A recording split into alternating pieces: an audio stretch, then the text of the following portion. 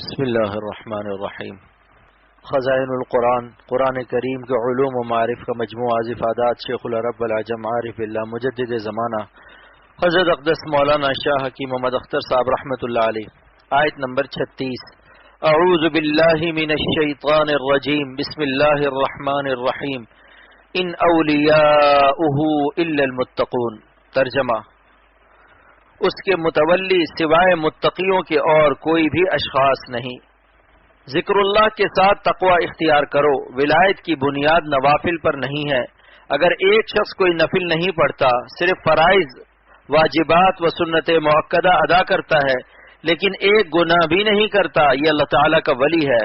اور اس کی دلیل قرآن پاک کی آیت ہے، ان اولیاؤہ الا المتقون۔ اللہ تعالیٰ کے ولی کون ہیں؟ متقی بندے ہیں۔ اور جو شخص رات بھر تہجد پڑھتا ہے، دن بھر تلاوت کرتا ہے، ہر سال حج و عمرہ کرتا ہے لیکن کسی عورت کو دیکھنے سے باز نہیں آتا، بدنظری کرتا ہے، گانا سنتا ہے، غیبت کرتا ہے، یہ شخص ولی اللہ نہیں ہو سکتا۔ باوجود حج و عمرہ کے، باوجود تہجد کے، یہ فاسق ہے۔ جو گناہ کرتا ہے شریعت میں وہ فاسق ہے، اور فسق و ولایت جمع نہیں ہو سکتی۔ ایک شخص جو فرض، واجب، سنت مؤکدہ ادا کرتا ہے لیکن ہر وقت باخدا ہے، کسی وقت گناہ نہیں کرتا، یہ متقی ہے، ولی اللہ ہے۔ یہ اور بات ہے کہ جو ولی اللہ ہے وہ نوافل ضرور پڑھتے ہیں، وہ تو ہر وقت اللہ کی یاد میں بے چین رہتے ہیں، بغیر اللہ کے ذکر کے ان کو چین ہی نہیں ملتا۔ علامہ قاضی ثناء اللہ پانی پتی رحمۃ اللہ علیہ فرماتے ہیں کہ جن کو ذکر اللہ کا مزہ مل گیا وہ سر سے پیر تک ذکر میں غرق ہیں، وہ سر سے پیر تک ذکر میں غرق ہیں، کسی اعضاء سے وہ گناہ نہیں ہونے دیتے کیونکہ ذکر کا حاصل ترک معصیت ہے۔ اللہ کا نام لینے میں وہ شخص دنیا کی زمین پر جنت سے زیادہ مزہ پائے گا جو تقوی اختیار کرتا ہے۔ دلیل کیا ہے؟ دلیل یہ ہے کہ جنت مخلوق ہے، حادث ہے، اور اللہ تعالیٰ قدیم ہے اور واجب الوجود ہے۔ کیا خالق کی لذت کو مخلوق پا سکتی ہے؟ جنت خالق نہیں ہے، مخلوق ہے، تو اللہ کے نام کی مٹھاس اور لذت کو مخلوق کیسے پائے گی؟ جبکہ خود فرما رہے ہیں وَلَمْ يَكُنْ لَهُ كُفُوًا أَحَدٌ۔ نکرہ تحت نفی واقع ہو رہا ہے جو فائدہ عموم کا دیتا ہے، یعنی اللہ کا کوئی ہمسر نہیں، تو پھر اللہ کے نام کی لذت کا کیسے کوئی ہمسر ہو سکتا ہے؟ ملا علی قاری رحمۃ اللہ علیہ مرقات شرح مشکات میں فرماتے ہیں کہ اللہ کے ولی ہونے کی دو علامتیں ہیں۔ نمبر 1، جس کو اللہ اپنا ولی بناتا ہے اپنے اولیاء کے دلوں میں اس کی محبت ڈال دیتا ہے۔ وَمِنْ أَمَارَاتِ وِلَایَتِهِ أَنْ يَرْزُقَهُ مَوَدَّةً فِي قُلُوبِ أَوْلِيَائِهِ۔ اور دوسری علامت ہے لو اراد سوءا او قصد محظورا عصمه عن ارتكابه۔ کسی خلاف شریعت کام کا اگر وہ ارادہ کرے اور وہ صاحب نسبت ولی اللہ ہو چکا ہے تو اللہ تعالیٰ اس کو اپنی حفاظت میں لے لیتے ہیں اور گناہ کے ارتکاب سے اس کو محفوظ رکھتے ہیں، یا تو گناہ کو اس سے بھگا دیتے ہیں یا اس کو گناہ سے بھگا دیتے ہیں، کوئی بے چینی پیدا کر دیتے ہیں۔ یہ مقام وہ ہے کہ آدمی خود سمجھ جاتا ہے کہ اللہ تعالیٰ نے مجھے اپنے لیے قبول فرما لیا ہے۔ حضرت شاہ عبد الغنی صاحب پھول پوری رحمۃ اللہ علیہ فرماتے ہیں کہ جب اللہ تعالیٰ کسی کو اپنا ولی بناتے ہیں تو اسے بھی پتہ چل جاتا ہے 5 باتوں پر جو 100% عمل کر لے گا انشاءاللہ، یقین سے کہتا ہوں کہ بغیر ولی اللہ بنے ہوئے اس کا انتقال نہیں ہو سکتا۔ نمبر 1، اہل اللہ کی مصاحبت۔ نمبر 2، ذکر اللہ پر مداومت۔ نمبر 3، گناہوں سے محافظت۔ نمبر 4، اسباب گناہ سے مباعدت۔ نمبر 5، اتباع سنت پر مواظبت۔ حصول ولایت کے 5 اعمال۔ اب میں متن پیش کرتا ہوں، یعنی 5 اعمال جن سے آپ کو ولایت کا اسٹرکچر اور فنیشنگ معلوم ہو جائے گی۔ نمبر 1، اہل اللہ کی مصاحبت۔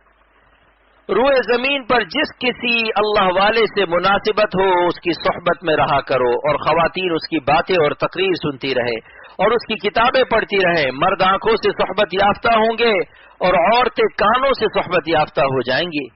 اس اللہ والے کا فیض نسبت اور درد دل الفاظ کے ذریعے کانوں سے ان کے دل میں اتر جائے گا، عورتیں رابعہ بصریہ ہو جائیں گی انشاءاللہ تعالی۔ اس کی دلیل کونوا مع الصادقین ہے، جس کا ترجمہ ہے کہ اللہ والوں کی صحبت میں رہ پڑو، لیکن کتنا عرصہ اللہ والوں کے ساتھ رہو؟ تفسیر روح المعانی پیش کرتا ہوں جو عربی زبان میں سب سے بڑی تفسیر ہے۔ علامہ آلوسی رحمۃ اللہ علیہ فرماتے ہیں خالطوہم لتکونوا مثلہم، اتنا زیادہ اللہ والوں کے ساتھ رہو کہ انہی جیسے ہو جاؤ. اگر ان جیسے نہیں ہوئے تو تمہارا کونو جو ہے کونو نہیں ہے، کانا ہے.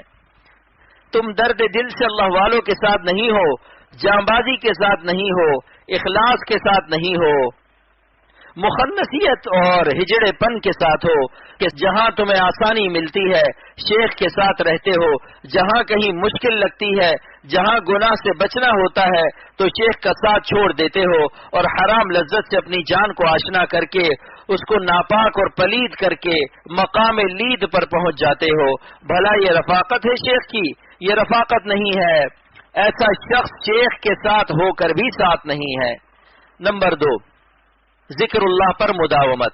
شیخ جو ذکر بتائے اس پر مداومت کرو، ہمیشگی کرو، کبھی ناغا نہ کرو. تھک جاؤ تو تعداد کم کر دو. مثلا اگر 100 دفعہ ذکر کرتے ہو تو 10 مرتبہ کر لو، مگر ناغا نہ کرو اور اپنے نفس کے گریبان میں منہ ڈالو اور پوچھو کہ تمہارے کتنے دن رات ایسے گزرے ہیں جس دن تم نے ایک دفعہ بھی اللہ نہیں کہا اور کھانا کھا کر سو گئے حالانکہ کوئی عذر نہ تھا. اگر کسی دن زیادہ تھک گئے اور 100 دفعہ پڑھتے تھے تو 10 دفعہ پڑھ لو، اور اگر 300 مرتبہ پڑھتے تھے تو اس دن 30 مرتبہ پڑھ لو تو تمہارا 300 ادا ہو جائے گا، کیونکہ 1 پر 10 کا وعدہ ہے. میرے شیخ شاہ عبد الغنی صاحب نے اپنے مرشد حکیم الامت تھانوی رحمۃ اللہ علیہ کو لکھا کہ آپ نے مجھ کو 70 مرتبہ صلاۃً تنجینا بتایا ہے، اور میں جون پور کی شاہی مسجد میں 16 سبق پڑھاتا ہوں اور سب موقوف علیہ سے اوپر کے ہیں، یعنی مشکات شریف اور جلالین کے اوپر کے. تو حکیم الامت نے لکھا کہ اگر آپ علم دین کی مشغولی سے 70 دفعہ نہیں پڑھ سکتے تو 7 دفعہ پڑھ لیں. قرآن پاک میں 1 پر 10 کا وعدہ ہے تو 7 کو 10 سے ضرب کر لو، 70 دفعہ ہو جائے گا. شیخ ایسا حکیم الامت جیسا ہونا چاہیے. اگر کسی دن آپ کو سستی ہو اور دل نہیں چاہتا تو کم از کم 100 کی جگہ 10 مرتبہ پڑھ کر سو جاؤ. اگر اتنا بھی نہ کر سکو تو ایسے ظالم مرید کو کہتا ہوں کہ اس دن کھانا مت کھاؤ، بغیر کھائے سو جاؤ. کچھ غیرت کرو شیخ کی بات پر. ایک وقت نفس کو فاقہ کراؤ. یہ نفس بغیر سزا کے صحیح نہیں ہوتا، اس کا کورٹ مارشل کرنا پڑتا ہے، مگر روح کو چیف ایگزیکٹو بننا پڑتا ہے. روح کا بھی یہ مقام ہونا چاہیے کہ نفس کو سزا دینے کی طاقت رکھے. روحانیت اتنی قوی ہونی چاہیے. نمبر 3، گناہوں سے محافظت. باب مفاعلت کیوں استعمال کر رہا ہوں کہ باب مفاعلت میں فعل دونوں طرف سے ہوتا ہے. جیسے مقاتلہ میں قتال دونوں طرف سے ہوتا ہے، تو محافظت کے معنی یہ ہوئے کہ آپ گناہ سے اپنے کو دور رکھیے اور گناہ کو بھی اپنے سے دور رکھیے. بھاگیے بھی اور بھگائیے بھی، تب محافظت ہوگی. بھاگو اور بھگاؤ، معشوقوں کو اپنے سے بھگاؤ اور خود معشوقوں سے بھاگو، کیونکہ بعض معشوق ایسے ہوتے ہیں کہ جس رفتار سے آپ بھاگیں گے وہ اپنی تھوڑی سی اسپیڈ بڑھا کر آپ کو دبوچ لیں گے. پھر آپ ایک نئے صوبے دبوچستان پہنچ جائیں گے جہاں عاشق معشوق کو دبوچ لیتے ہیں. لہذا اتنا تیز بھاگو کہ فرار میں معشوق کی اسپیڈ آپ کو نہ پا سکے. اپنی جان کی بازی لگا دو، پھر اللہ تعالیٰ کی مدد آ جائے گی. اللہ اس دبوچیا یعنی دبوچنے والے کو خود بھگا دیں گے. خوب سمجھ لو کہ گناہ سے خود بھاگو اور گناہ کو بھگاؤ. اگر آپ کے کمرے میں کوئی معشوق آ جاتا ہے تو آپ اس کو کمرے سے بھگا دیجئے اور صاف کہہ دیجئے کہ آپ میرے ایمان کے لیے مضر ہیں، آپ کہیں دور جا کر بیٹھیے. اگر اس کو دعا تعویذ چاہیے تو کسی اور کے ذریعے بھجوا دیجئے. آپ بیچ میں کوئی رابطہ بنا لیجئے یا کہیے کہ کسی کو بھیج دیجئے، میں اس کو تعویذ دے دوں گا، آپ کے خط کا جواب لکھ دوں گا، وہاں جا کر پڑھ لینا. اس میں بھاگنا بھی ہے بھگانا بھی ہے. بھاگو اور بھگاؤ، جاگو اور جگاؤ. نمبر 4، اسباب گناہ سے مباعدت. گناہ کے جو اسباب ہیں ان سے آپ دور رہیے اور ان کو دور رکھیے. مثلا لڑکیاں پیے مت رکھو، ورنہ بے پیے ہر وقت پیے رہو گے. دنیا کا نقصان برداشت کر لو لیکن اللہ کو ناراض نہ کرو. یہ نہ سوچو کہ اگر اپنے جنرل اسٹور میں لڑکیاں رکھیں گے تو لڑکیوں کی وجہ سے گاہک زیادہ آئیں گے. دنیا تو ملے گی مگر مولا نہیں ملے گا. دنیا تو ملے گی مگر مولا نہیں ملے گا. دنیا تو ایک دن لات مارے گی اور قبر میں دفن ہو جاؤ گے. پھر دیکھتا ہوں کہ قبر کے اندر کون کام آتا ہے. تو اسباب گناہ سے بھی بچو. لڑکے ہوں یا لڑکیاں یہ قید نہیں کہ ان میں حسن ہو یا نہ ہو ان سے دور رہو، نامحرم عورتوں سے شرعی پردہ کرو، چچا زاد بھائی، مامو زاد بھائی، خالہ زاد بھائی، پھوپھی زاد بھائی، یہ جتنے ہمزاد ہیں سب سے بچو، اور ایسے ہی چچا زاد، مامو زاد، خالہ زاد، پھوپھی زاد بہنوں سے بچو، اور بھابھی سے تو بہت ہی بچو۔ بعض وقت میرے پاس ایسے کیس آئے کہ ایک صاحب نے کہا کہ میری بھابھی 2 بجے رات کو آ کے مجھے جگاتی ہے اور میرا بھائی ڈیوٹی پر رہتا ہے، کہتی ہے کہ مجھے چھوٹے بچے کے لیے دودھ گرم کرنا ہے اور وہاں بلی بیٹھی رہتی ہے، مجھے بلی سے بہت ڈر لگتا ہے، بھیا تم چل کے بلی کو بھگاؤ تاکہ میں دودھ گرم کر لوں، اور اگر بلی نہ بھی ہو تو بھی جب تک میں دودھ گرم کروں وہیں کھڑے رہنا، کہیں بلی نہ آ جائے۔